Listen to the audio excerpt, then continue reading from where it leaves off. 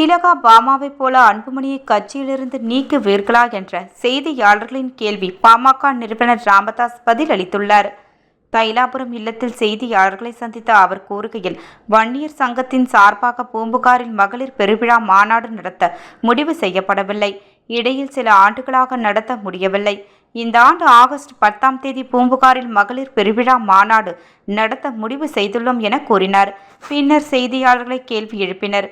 சமூக ஊடக பிரிவு ஆலோசனை கூட்டத்தில் அன்புமணி முதல்வர் ஆக்குவோம் என்று கூறிவிட்டு மறுநாளை சில குற்றச்சாட்டுக்களை முன்வைத்துள்ளீர்கள்.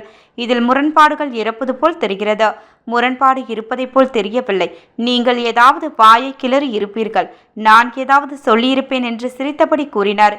உங்களை பின்புலத்திலிருந்து சிலர் இயக்குவதாக குற்றச்சாட்டு. என்னை யாரும் இயக்க முடியாது. 95,000 கிராமங்களுக்கு பயணித்துள்ளேன். 46 ஆண்டுகளுக்கு உங்களின் உழைப்போடு பயணிக்கிறேன்.